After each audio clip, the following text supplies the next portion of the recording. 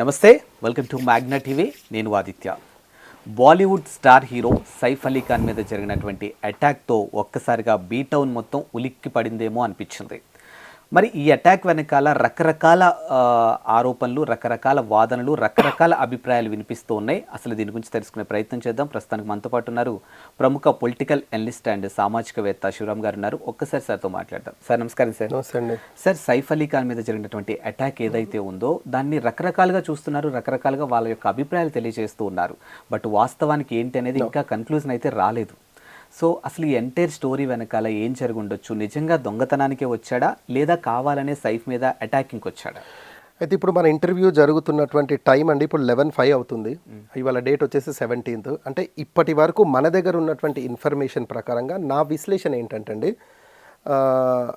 ఏదైతే Wednesday night జరిగిందో incident, Wednesday night ఆ ఇన్సిడెంట్కి బిఫోర్ జస్ట్ ఒక 2-3 hours బిఫోర్ వాళ్ళ ఇంట్లో ఒక పార్టీ జరిగింది, సైఫ్ అలీ ఖాన్ ఇంట్లో. ఆ పార్టీకి కరీనా కపూర్ వాళ్ళ అక్క కరిష్మా కపూర్, సోనం కపూర్, అంటే ఈ Kapoor family and Saif Ali Khan family అంతా వచ్చారు. వచ్చేసి ఫంక్షన్ అయిపోయింది, వాళ్ళు రిటర్న్ వెళ్ళిపోయారు. వాళ్ళు రిటర్న్ వెళ్ళిపోయిన తర్వాత 12 o'clock ఎవరైతే ఇప్పుడు దొంగగా ఇప్పుడు ఎవరైతే పోలీస్ డిపార్ట్మెంట్ ముంబై డీసీపీ చెప్తున్నారో తను వారి ఇంట్లోకి ప్రవేశించారు. ఇంట్లోకి ప్రవేశించిన తర్వాత వారు వెళ్ళడం, పిల్లల రూమ్కి వెళ్ళారు. వెళ్తే అక్కడ ఉన్నటువంటి కేర్ టేకర్ ఎవరైతే ఉన్నారో వారు గట్టిగా అరిచేసరికి సైఫ్ అలీ ఖాన్ బయటికి రావడం జరిగింది. అక్కడ వారిద్దరి మధ్యలో మరి ఏం సంభాషణ ఏం జరిగిందో తెలియదు. సరే, కత్తిపోట్లు జరిగాయి. ముంబై లీలావతి హాస్పిటల్ ఎవరైతే ఆయన ప్రెస్ మీట్ పెట్టిన డాక్టర్ ఉన్నారో వారు ఇచ్చినటువంటి వివరణ అందరికీ తెలిసిందే. 2 o'clock వారు హాస్పిటల్లో అడ్మిట్ అయ్యారు. వారి మెడలో నుంచి 2.5 inch నైఫ్ బయటికి తీసాము అని చెప్పారు. అయితే ఇక్కడ చాలామంది ప్రజలు ఆలోచించాల్సిన విషయం ఏంటంటే 2.5 inch నైఫ్ అనేది జనరల్గా అంటే వారు వాడినటువంటి ఏదైతే నైఫ్ వారు తీశారో అది దొంగల దగ్గర అయితే ఉండదు.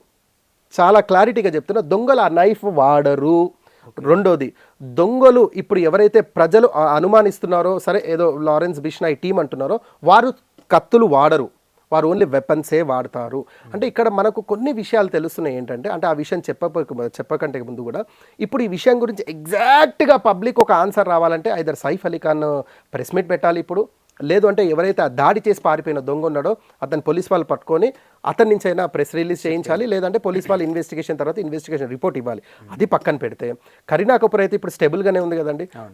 వారి పిల్లలు ఎవరైతే 2 పిల్లలు ఉన్నారు, జహాంగీర్ అండ్ ఇంకో బాబు, వారు కూడా ఇప్పుడు స్టేబుల్గా ఉన్నారు. అట్లీస్ట్ పోలీస్ డిపార్ట్మెంట్ వారి దగ్గర నుంచి అయినా ఇన్ఫర్మేషన్ తీసుకొని ప్రజలకు ఒక ప్రెస్ రిలీజ్ చేస్తే బాగుంటుంది అనేది నా అభిప్రాయం. అయితే ఇక్కడ మన విశ్లేషణ చూసుకుంటే ఏంటంటే ఇప్పుడు వారు ముంబై డీసీపీ చెప్పిన విషయాల ప్రకారంగా ఆ ఇంట్లోకి 12 o'clock నుంచి దాదాపుగా సైఫ్ అలీ ఖాన్ హాస్పిటల్కి వెళ్ళేంత వరకు అన్నోన్ వ్యక్తి అయితే ఇంట్లోకి వెళ్ళలేదు అనేది వారు సీసీటీవీ ఫుటేజ్లో చెప్పడం జరిగింది. వారు ఇచ్చిన సీసీటీవీ ఫుటేజ్ కూడా ఫైర్ ఎగ్జిట్ అది. ఇప్పుడు వారు ఉంటున్నటువంటి ప్రదేశం వెస్ట్ బాంద్రా అంటారు. అంటే ఇంకా క్లియర్గా చెప్పాలంటే మన హైదరాబాద్లో Jubilee hills richest area. Jubilee హిల్స్లో ఇంకా రిచెస్ట్ చూసుకుంటే రోడ్ నెంబర్ మనం 36 అని చెప్పుకోవచ్చు, లేదా బంజారా హిల్స్ రోడ్ నెంబర్ 12 అని చెప్పుకోవచ్చు. ఈ కొన్ని హై ప్రొఫైల్ ఏరియా ఉంటాయి. అయితే ఇక్కడ వెస్ట్ బాంద్రా ఎలాంటి ఏరియా అంటే దాదాపుగా ఎస్ఎఫ్టీ ₹1,00,000 పోతుంది అక్కడ. ఇప్పుడు వీరు ఆ సైఫ్ అలీ ఖాన్ ఉన్నటువంటి అపార్ట్మెంట్ 12 అంతస్తుల అపార్ట్మెంట్, అందులో వీరు 11th and 12th floor తీసేసుకున్నారు. వీళ్ళు కంప్లీట్గా తీసేసుకొని దాన్ని క్లబ్ చేసేసుకొని ఫ్లోర్ అనేది 10,000 20,000 ఎస్ఎఫ్టీ ఉన్నటువంటి ఫ్లాట్లో వీరు ఉంటున్నారు. అది high high high security area అనమాట, హై సెక్యూరిటీ ఏరియా. అయితే ఇక్కడ అందరూ ఆలోచించాలి. అంటే ఇప్పుడు ఎవరైతే నేను సొంతిల్లు కట్టుకొని ఓకే నేను హ్యాపీగా ఉంటున్నానని ఎవరైతే ప్రజలు అనుకుంటున్నారో భారతదేశంలో, వారందరూ ఎస్పెషల్లీ ఉమ్మడి ఆంధ్రప్రదేశ్ ప్రజలు ఎవరైతే అనుకుంటారో వారందరూ ఇప్పుడు ఇది చాలా జాగ్రత్తగా పరిశీలించాలి. అంటే మీరు అంటే అంత హై సెక్యూరిటీ ఏరియా ఉన్నటువంటి ఏరియాలో అది సైఫ్ అలీ ఖాన్, పటౌడీ ఫ్యామిలీ, నవాబ్ ఫ్యామిలీ, దాదాపుగా ఇప్పుడు మార్కెట్ వాల్యూలో అతని ఆస్తి అమ్మితే 2,000 కోట్ల రూపాయల వరకు వస్తుందన్నమాట. అంటే అంత రిచెస్ట్ పర్సన్కే పరిస్థితి ఇలా ఉంటే రేపు మీ పరిస్థితి ఏంటి, మీ పిల్లల పరిస్థితి ఏంటి అనేది మీరు ఆలోచించుకోవాలి. అంటే మీరు ఎలాంటి సెక్యూరిటీ జోన్లో ఉన్నారు, అంటే మీరు ఎవరినైతే నమ్ముతున్నారో. అంటే ఇక్కడ మన విశ్లేషణ ఆదిత్య గారు, అన్నోన్ పర్సన్ అయితే లోపలికి వచ్చే పరిస్థితి అయితే లేదు.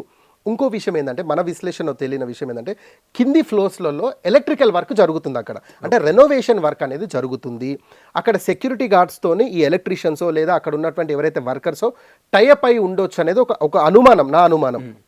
రెండో విషయం ఏంటంటే కేర్ టేకర్ కూడా వీరితో కొలాబరేట్ అయ్యింది అనేది నా అనుమానం. మూడో అనుమానం ఏంటంటే ఇప్పుడు 20,000 ఎస్ఎఫ్టీ, ₹1,00,000 ఎస్ఎఫ్టీ పోతున్నటువంటి అపార్ట్మెంట్లో వారి డోర్స్ ఎలా ఉంటాయంటే కంప్లీట్లీ థంబ్ ఇంప్రెషన్ డోర్స్ అనమాట అవి కూడా. అంటే అలాంటి థంబ్ ఇంప్రెషన్ డోర్స్లో 2 గంటల రాతిర అంటే 12:30, 1 o'clock ఆ టైంలో ఒక దొంగ ఎలా ప్రవేశిస్తాడండి? అంటే అటు ఇటుగా అంటే ఒక కేర్ టేకర్ ఇన్వాల్వ్మెంట్ లేదే అది అవుతుందా, లేదా అక్కడ ఉన్నటువంటి లోకల్ టీమ్ ఇన్వాల్వ్మెంట్ లేదా అవుతుందా? అంటే ఇక్కడ మనం చూసుకుంటే ఇక్కడ మోసం అనేది ఎప్పుడైనా ఆదిత్య గారు ఎప్పుడు ఎలా జరుగుతుందంటే మనం ఎవరినైతే నమ్ముతామో ఆ నమ్మిన వాళ్ళ దగ్గర నుంచే మోసం అనేది ఎక్కువగా జరుగుతుంది. అన్నోన్ పర్సన్స్ నుంచి మోసాలు చాలా తక్కువ జరుగుతాయండి. ఎప్పుడైతే అరే మనకు తెలిసిన వాడు కదా అని ఎప్పుడైతే మనం వెళ్తామో వాడు మోసం చేసేస్తాడు మనని. ఇప్పుడు సైఫ్ అలీ ఖాన్ విషయంలో కూడా అలాగే జరిగిండొచ్చు అని నేను అనుకుంటున్నాను. ఆయన ఎవరైతే కేర్ టేకర్ అని నమ్మాడో లేదా అతను ఎవరైతే ఆయన టీంని ఎవరినైతే నమ్మాడో వారి దగ్గర నుంచి ఈ పర్సన్ లోపలికి వెళ్ళిండొచ్చు అనేది నా అంచనా. రెండోది అతనైతే నాకున్న ఇన్ఫర్మేషన్ ప్రకారంగా దొంగ కాకపోవచ్చు. ఎందుకంటే అండి వెనస్డే నైట్ ఇన్సిడెంట్ జరిగితే ఇవాళ ఫ్రైడే అండి, అంటే దాదాపుగా 1.5 డేలో ఆయన సీసీటీవీ ఫుటేజ్ అనేది మనకు క్లియర్గా పోలీస్ డిపార్ట్మెంట్ రిలీజ్ చేసింది. అవును, రిలీజ్ చేసిన తర్వాత కూడా జనరల్గా ఏం చేయాలంటే అరే ఈ దొంగ పలానా పోలీస్ స్టేషన్లో ఇతనిపై ఎఫ్ఐఆర్ అయ్యింది, పలానా దగ్గర ఇది అయింది, పలానా దగ్గర ఇది ఇప్పటి వరకు కనీసం ఒక 10 కేసెస్ రావాలి. ఒక్క కేసు రాలేదండి ఇప్పటి వరకు టిల్ ఒక కేసు రాలేదు. మన ఇంటర్వ్యూ ఫస్ట్ టైం తనకు కనిపిస్తున్నాడు. రెండోది వీరు చెప్పినట్టు ఫారెన్సిక్ నిపుణులు థంబ్ ఇంప్రెషన్స్ తీసుకున్నారు, ఏలి ముద్రలు తీసుకున్నారు ఆయన ఎక్కడెక్కడ చేశాడు. ఇప్పటి వరకు వేలి ముద్రలకు ట్రేస్ అవుట్ అవ్వలేదు. అంటే ఆయన ఎక్కడ కూడా లేడు. ఇంత ప్రీవియస్లో ఆయన మీద ఎఫ్ఐఆర్ అనేది రాలేదు. అయితే వీరు చెప్తున్న విషయం ఇది ₹1,00,00,000 నగదు గురించి వచ్చి డిమాండ్ చేసి సైఫ్ అలీ ఖాన్ని పోడ్చడం జరిగింది అని అంటున్నారు. వాస్తవంగా ₹1,00,00,000 వచ్చారా, లేదా ఇంకేదైనా వారి పిల్లల్ని కిడ్నాప్ చేద్దామని వచ్చారా, ఇంకా ఎక్కువ డబ్బులు తీసుకుందామని వచ్చాడా, ఏంటి అనేది ఇప్పుడు ప్రజల్లో ఉన్న సస్పెన్స్. ఇప్పుడున్నటువంటి పరిస్థితుల్లో కరీనా కపూరో సైఫ్ అలీ ఖానో ఆ దొంగనో వీరంతలో వీరు ఎవరైనా వచ్చి ప్రెస్ మీట్ పెడితే తప్ప క్లారిటీ లేదు. But what ever it may be ప్రతి ఒక్కరికి నేను అప్పీల్ చేస్తున్నా మన మ్యాగ్నా టీవీ ద్వారా, మీ ఇంటికి తగు జాగ్రత్తలో మీరు సెక్యూరిటీ మెజర్స్ తీసుకోండి ఖచ్చితంగా. మీరు ఎవరినైతే నమ్ముతున్నారో ఎస్పెషల్లీ పని మనుషులు, ఇవాళ రేపు ఇంట్లో ఎలా ఉందంటే అండి బాసనలు తోమడానికి ఒక పని మనిషి, బట్టలకు ఒక పని మనిషి, మనకంటూ ఒక డ్రైవరు, ఒక పిఏ, అంటే గొప్పింట్లలో ఇవన్నీ సర్వసాధారణంగా చూస్తుంటాం.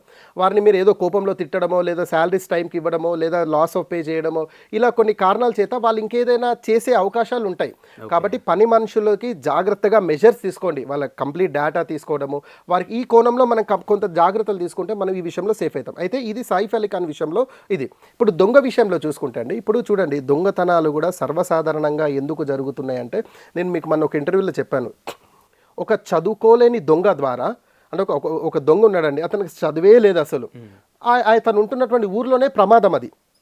కానీ ఒక చదువుకున్న దొంగ ద్వారా భారతదేశం కాదు ప్రపంచవ్యాప్తంగా అతనితో ప్రమాదం, అతనికి ప్రమాదం. ఎందుకు? వాని చదువుని ఏం చేస్తున్నాడు అంటే వాడు ఆన్లైన్లో పెట్టి సైబర్ నేరాలకు పాల్పడుతున్నాడు.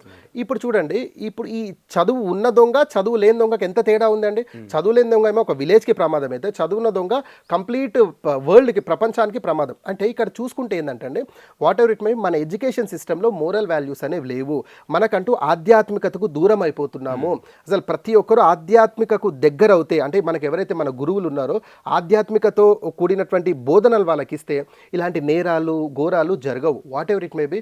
ఇప్పుడు విరాట్ కోహ్లీ లాంటి వ్యక్తి కూడా లండన్ సిటిజన్షిప్ తీసుకునే పరిస్థితికి వచ్చింది. ఇప్పుడు ఆయన లండన్లో స్టే చేస్తున్నాడు. అంటే ఇండియాలో మాకు ప్రొటెక్షన్ లేదు, సెక్యూరిటీ పర్పస్. మన సల్మాన్ ఖాన్ విషయం, బాబా సిద్దికి విషయం ఇవన్నీ చూసుకుంటే అంటే బొంబాయి అనేది మనకు కమర్షియల్ క్యాపిటల్ అని అందరు చెప్తాం. అంటే ఒక సైఫ్ అలీ ఖాన్ లాంటి వ్యక్తికే ప్రొటెక్షన్ లేదు అంటే నార్మల్ పర్సన్స్కి ఏంటి? దీనివల్ల ఏమవుతుందండి, ఇప్పుడు సోషల్ మీడియా చిట్టుకుమంటే ప్రపంచం అంతా తెలుస్తుంది. ఇప్పుడు ఎవరైనా టూరిస్టులు రావాలన్నా అరే వాళ్ళ అపార్ట్మెంట్లో ఉన్న వ్యక్తికే, హై ప్రొఫైల్ ఉన్న వ్యక్తికే సెక్యూరిటీ లేదు, రేపు మాకేంటి అంటే ఇలా చూసుకుంటూ పోతే భారతదేశం జీడిపి కూడా పడిపోయే ప్రమాదం ఉంది. భారతదేశంలో ఎవరు ఇన్వెస్ట్మెంట్ చేయరు. ఎవరైనా ఇన్వెస్ట్మెంట్ చేయాలనుకున్నా కూడా వారు పొరుగు దేశాలకు వెళ్ళిపోతారు సెక్యూరిటీ ప్రాబ్లం వల్ల. కాబట్టి ప్రతి ఒక్కరు ఇందులో అంటే భాగస్వాములనే చెప్తాను. అంటే అశ్రద్ధ అనేది భాగస్వామ్యమే. ఆధ్యాత్మికత దూరం అయిపోవడం ఇందులో ఒక పార్ట్ అనే చెప్తాను. తర్వాత లేజినెస్, బద్ధకం, ఏమవుతుందిలే అనే ఒక బద్ధకం, ఇవన్నీ కోణాలలో సైఫ్ అలీ ఖాన్కి ప్రాబ్లం వచ్చింది. What ever it may be అతను కోలుకుంటున్నారు. 1-2 డేస్లో మరి ప్రెస్ మీట్ పెడితే నిజాలు వాళ్ళకి తెలుస్తాయి. అండ్ ప్రస్తుతానికి దాన్ని రాజకీయ కోణంలో చూస్తున్నారు. ముంబైలో శాంతి భద్రతలు కరువయ్యాయని అంటున్నారు. సో మరి మీరు అన్నట్టు బాబా సిద్దిక్ ఇష్యూ అవ్వచ్చు, లేకపోతే సల్మాన్ ఖాన్ ఇష్యూ అవ్వచ్చు. ఎందుకంటే లారెన్స్ బిష్నోయ్ పేరు ప్రధానంగా వినిపించింది ఆ టైంలో.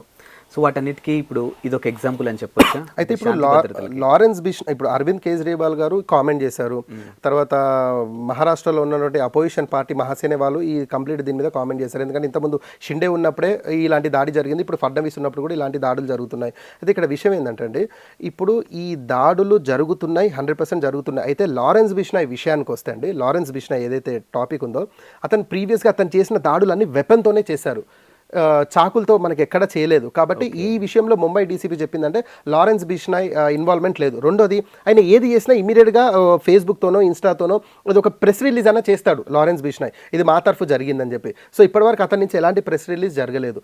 మూడోది ఏంటంటే, ఒక చిన్న డౌట్ ఏంటంటే, హమ్ సాత్ సాత్ హే షూటింగ్లో సైఫ్ అలీ ఖాన్ కూడా వన్ ఆఫ్ ది యాక్టర్ అందులో. ఇప్పుడు ఏదైతే జిమ్కా హత్య కేసు ఉందో అందులో సైఫ్ అలీ ఖాన్ కూడా ఉన్నారు. సరే అతని నిర్దోషం తేల్చారు, అప్పుడు అది వేరే విషయం, కానీ అందులో ఉన్నారు. అదే ఒక్క కారణం చేత లారెన్స్ బిష్నాయ్ పేరు మళ్ళీ హైలైట్ అయ్యింది. దట్ బి సైఫ్ అలీ ఖాన్ ముస్లిం కాబట్టి ఆ పేరు ఇంకొద్దిగా హైలైట్ అయ్యింది. కాబట్టి నేను అనుకోవడం, నా విశ్లేషణ, లారెన్స్ బిష్నాయ్ ఇన్వాల్వ్మెంట్ లేదు. ఇక్కడ ఏదైనా జరుగుండొచ్చు అంటే ఆ దొంగ ఈ పిల్లలను అడ్డం పెట్టుకొని సైఫ్ అలీ ఖాన్ దగ్గర దాని డబ్బు తీసుకుందాము అనే ఆలోచనతోనే వచ్చిండొచ్చు. అతని దగ్గర ఉన్నటువంటి ఏదైతే టూల్స్ ఉన్నాయో, చాకు అనుకోండి, ఎందుకంటే వీళ్ళు వైర్స్ కట్ చేయడానికి 2.5 ఇంచ్ చాకు పెట్టుకుంటారు. మీకు నేను గూగుల్లో కూడా చూపిస్తాను. దాని బేస్ మీద ఎక్కడన్నా సైఫ్ అలీ ఖాన్ మాట ఘర్షణ జరిగి ఏదైనా దాడి జరుగుండొచ్చు అని నేను అనుకుంటాను. What ever it may be, పని మనుషులతో జాగ్రత్తగా ఉండండి, సెక్యూరిటీ మెజర్స్ తీసుకోండి. ఏ చిన్న డౌట్ వచ్చినా కూడా పోలీస్కి మనం ఇన్ఫార్మ్ చేయాలి, సీసీ కెమెరా సపోర్ట్ తీసుకోవాలి. ఎస్పెషల్లీ మనల్ని నమ్ముకునే వారి నుంచే మనకు మోసాలు ఎక్కువ జరుగుతాయి. కాబట్టి ఇది ప్రజలందరూ గుర్తించాలి ఈ విషయాన్ని. Okay, thank you sir. Welcome.